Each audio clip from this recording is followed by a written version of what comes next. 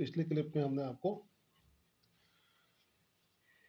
Multiplicative inverse निकालने का formula दिखाया था, ये आपके सामने नजर आ रहा है। दोबारा आपको A inverse equals to adjoint of A upon determinant of ए। अब हम इसको प्रैक्टिकली निकालेंगे, इस तरह से ये कैलकुलेट होता है।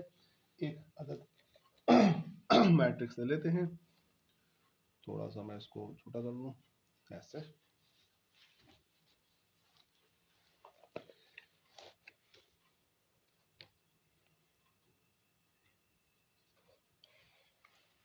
ये आपके सामने मैं अब आपके लिए एक अदर मैट्रिक्स का इनवर्स निकालना सिखाऊंगा। आपके पास सपोज करें एक मैट्रिक्स है, यहीं से ले लेते हैं, किताब से ले लेते हैं यार। मैट्रिक्स है आपके पास ए, एक मैट्रिक्स है आपके पास, और ये मैट्रिक्स है 3 2 4 और 5। ठीक है, इसका हमें इनवर्स निकालना है। क्या निकालना है? हमें इसका फाइंड करना है इनवर्स। ठीक हो गया? अच्छा जी, अब हमें इसका निकालना है तो सबसे पहले हम इसका डिटरमिनेंट निकालेंगे। सोल्यूशन शुरू करेंगे इसका, तो हम सबसे पहले इसका डिटरमिनेंट ऑफ ए निकालेंगे। डिटरमिनेंट ऑफ ए जो है वो ज़ाहिर है बराबर आएगा, इस तरह से डिटरमिनेंट लिखते हैं जैसे कि अभी हमने आपको बताया था डिटरमिनेंट निकालते वक्त। और उसके बाद हम इसका डिटरमिनेंट निकाल देंगे 3 multiply by 5 minus 2 multiply by 4 that is 15 multiply by 8 that is 7 हमारे पास इसका डिटरमिनेंट आ गया। अब इसका हम एडजॉइंट निकालेंगे। क्या निकालेंगे? एडजॉइंट। एडजॉइंट हम डायरेक्ट निकाल लेते हैं, एडजॉइंट ऑफ ए इस तरह से हम लिख के और एडजॉइंट निकालेंगे इसका किस तरह से कि जनाब वाली जो लीडिंग प्रिंसिपल है इनकी जगह चेंज कर देंगे, लीडिंग प्रिंसिपल की जगह चेंज कर दी और जो बाकी हैं उनकी साइन चेंज कर दी। ये माइनस का 2 हो गया, ये माइनस का 4 हो गया। ये आपके पास बन गया adjoint of A. Adjoint of ए के बाद जब आपके एडजॉइंट ऑफ ए हो गया तो अब आप फॉर्मूला लगाएंगे ए इनवर्स का। इनवर्स का फॉर्मूला होता है जनाब वाली adjoint of A divided by determinant of ए, और फिर आप इसको कैलकुलेट कर लीजिए।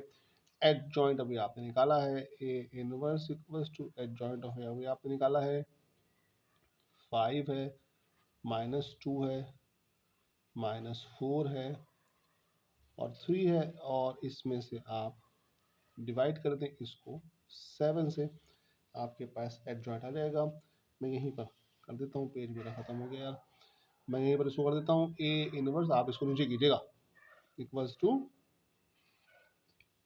इसके नीचे करना भाई, इसको मेरे पास जगह कम होगी इसलिए इधर कर रहा हूँ।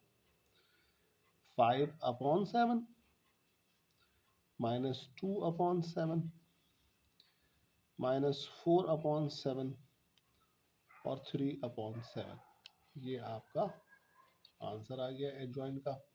अगर आप इसको चाहें तो आप इसको ऐसे भी लिख सकते हैं, शायद किताब में आपको कहीं दिखाएगा कि ये 1/7 इधर साइड में कर दिया और आगे इसके ये एडजॉइंट लिख दिया इस तरह से 5 -2 -4 और 3। लेकिन ये इस सूरत में कीजिएगा आप जब डिटरमिनेंट किसी को डिवाइड न कर रहा हो, जब ये डिटरमिनेंट किसी को डिवाइड न करो। देखो 7 किसी को डिवाइड नहीं कर रहा ना, इसलिए हमने ऐसा लिख दिया। एक और हम करते हैं, यह किताब में हुआ हुआ है, ये अगर बात समझ में आ गई है तो मैं इसको आगे बढ़ाऊं।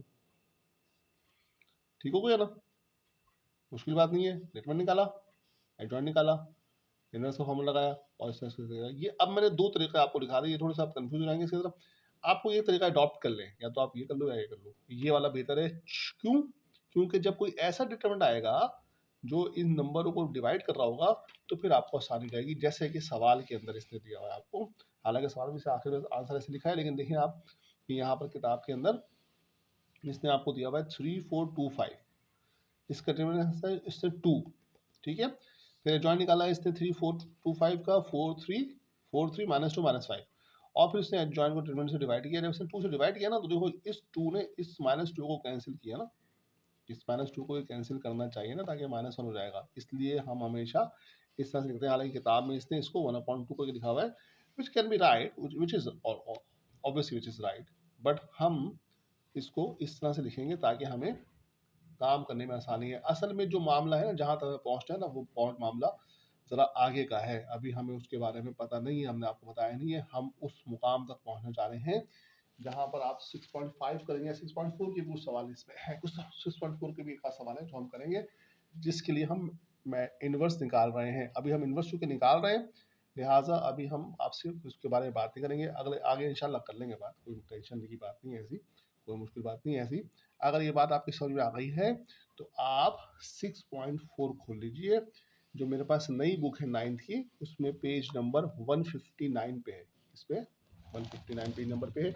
ये मेरे पास 9th की नई बुक है ना यार, मैट्रिक वाली बुक के अंदर कुछ अलग है। मैट्रिक वाली बुक में 7 चैप्टर है, मैट्रिक वाली बुक में मैट्रिक्स 7 चैप्टर है। ये पेज नंबर 159 पे आपको नजर आ जाएगी 6.4, और इसके शुरू के मैंने आपके सामने स्क्रीन पे 4 सवाल ले आया हूँ। ये चारों सवाल आपने करने हैं, अगर आप कहें, लेकिन आप कहेंगे कैसे? नहीं, आप कह सकते हैं, अगर आप चाहें तो मुझे मैसेज कर सकते हैं भाई कि ये सर हमारे समझ में नहीं आया, तो आप ज़रा दोबारा से बता दें कि आपने क्या बात बोली। जैसे कि कुछ लोग मुझसे पूछते रहे हैं, कुछ लोग कहते रहे हैं, और मैं आपको ये बात बता दूं कि अभी जो है ना, एक छोटी सी कन्फ्यूजन थी कुछ स्टूडेंट्स के अंदर काम की चेकिंग के वाले से। तो देखो भाई, आपके जो ग्रुप है 9th और 10th का जो ग्रुप है, उसके अंदर तमाम लोग अपना अपना काम भेज रहे हैं। मसलन मैं जो है आपको इस्लामियात का और मैथ्स का काम भेज रहा हूँ, सर अनस आपको फिजिक्स का काम भेज रहे हैं, मिस शायदा आपको उर्दू का काम भेज रही हैं, और सर तारिक आपको इंग्लिश का काम भेज रहे हैं। अब वो जो काम भेज रहे हैं, वो मुझे तो ज़ाहिर इल्म है कि कौन कौन क्या क्या भेज रहा है, लेकिन जो काम चेकिंग का मामला है ना, वो टीचर आपसे खुद कहेगा चेक कराने को। मैंने अभी तक आपसे नहीं कहा कि भाई काम चेक कराओ। मैंने एक छोटा सा काम दिया था, वो 6.3 के वाले से वो सवाल करने को आप करके दिखाएंगे मुझे, तो वो लोगों ने, कुछ लोगों ने किए, काफ़ी सारे लोगों ने किए माशाल्लाह, बाकी कुछ ने नहीं किए, वो हम देख लेंगे।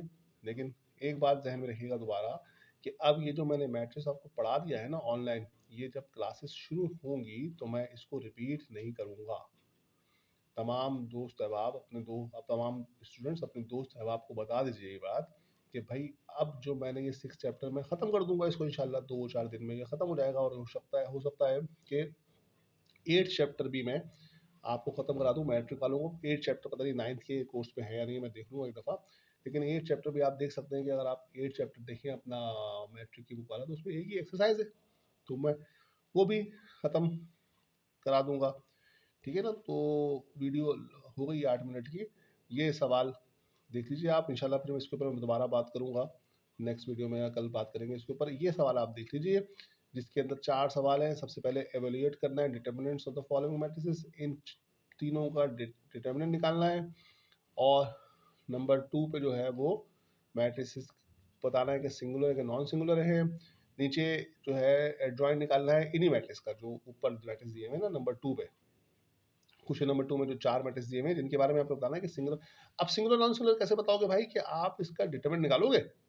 अगर डिटरमिनेंट 0 है तो सिंगुलर है, अदरवाइज नॉन सिंगुलर है। ठीक है? और आपने फिर उसके बाद नंबर 3 के ऊपर, क्वेश्चन नंबर 3 में आप देख सकते हैं कि आपने एडजॉइंट निकालना है इन्हीं क्वेश्चन नंबर 2 का, जो 4 क्वेश्चन नंबर 2 में जो 4 मैट्रिक्स दिए हुए, इन्हीं का आपने एडजॉइंट निकालना है। और नीचे जो है वो फिर इसने 1 2 3 4 5 हमें मैट्रिक्स दिए हुए हैं, और इन पांचों मैट्रिक्स का हमें इनवर्स निकालना है। क्या निकालना है? इनवर्स निकालना है। Find inverse of each of the following matrices. और इनवर्स निकालने के लिए मैंने आपको तरतीब पूरी बता दी है, मैं दोबारा से आपको दिखा देता हूँ। ये इधर आप इनवर्स निकालने के लिए क्या करेंगे, आप सबसे पहले आप डिटरमिनेंट निकालेंगे, फिर उसके बाद एडजॉइंट निकालेंगे, एडजॉइंट निकालने के बाद इनवर्स का फॉर्मूला लिखेंगे, और इसको फिर डिवाइड कर देंगे। ठीक है? ये सारे चारों सवाल अच्छे खासा काम है, ये आप कीजिए। कहीं पर कंफ्यूजन हो तो आप तस्वीर भेज के पूछिए, कहीं पर कंफ्यूजन हो तो आप स्कूल आके पूछ लीजिए। मैं स्कूल में अवेलेबल हूँ सुबह 8 बजे से दिन के 1 बजे तक। कोई स्टूडेंट आएगा तो मैं उसे एंटरटेन करूँगा। किसी और सब्जेक्ट में कोई प्रॉब्लम है तो उसके लिए भी आप आ सकते हैं, और अपनी रिस्पेक्टिव टीचर से मिल सकते हैं। अपना और अपने वालिदैन का ख्याल रखिएगा। अस्सलामु अलैकुम वरहमतुल्लाहि वबरकातुहू।